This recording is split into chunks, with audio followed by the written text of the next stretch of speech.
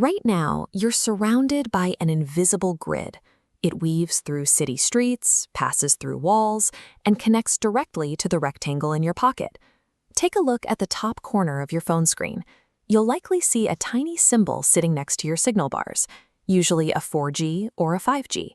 That G simply stands for generation. Roughly once every 10 years, engineers execute a massive upgrade to this invisible global infrastructure. When they do, a new generation is born. Each of these jumps introduces abilities that were previously impossible, effectively rewriting the rules of what a mobile device can do.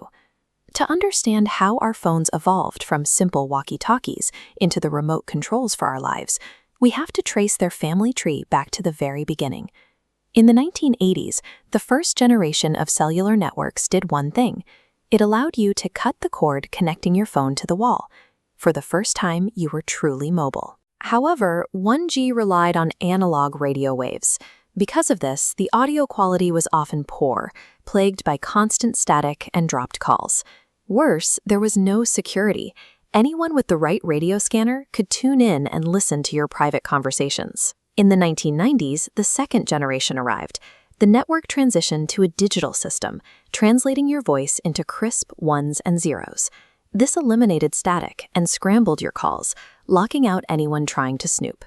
Because your voice was digital data, the network could easily send other information too. You could type out a short string of letters, hit send, and beam it across town. This was the birth of the text message. With 2G, a phone was no longer restricted to talking.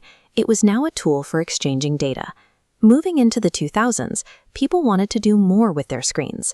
The third generation stepped up, expanding the network's capacity to handle heavy data. For the first time, away from your desk, you could load a web page, track your location on a map, and even watch pixelated video clips.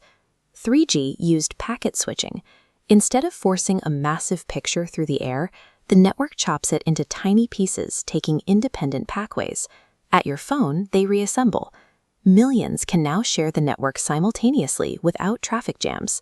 By the 2010s, though, demand exploded. Millions of people wanted massive files and high-definition video on demand, so the network had to grow again. Enter 4G LTE. This generation brought broadband speeds to the cellular world. It provided digital highways that finally wiped out the frustrating loading screens. With a connection that fast and reliable, developers built an entirely new economy. Calling a rideshare to your location, video chatting with your family, or streaming live to the world, none of these applications work without the heavy lifting of 4G. The third generation turned the phone into a pocket-sized computer. The fourth generation gave that computer the speed to actually run our daily on-the-go lives. That brings us to the 2020s and the rollout of 5G. If 4G is already fast enough to stream a high-definition movie without stuttering, you might wonder why we needed another massive upgrade. Engineers designed this new infrastructure to allow machines to communicate with the physical world as it happens, rather than just helping humans download content. This leap depends on low latency. You can think of it as the reaction time of the network.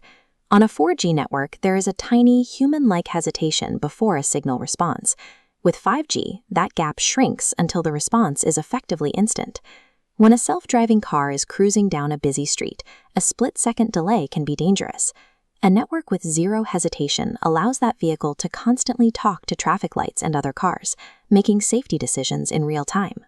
That absolute instant connection even allows a doctor in one city to perform surgery on a patient in another, guiding robotic tools thousands of miles away without any lag in the video feed.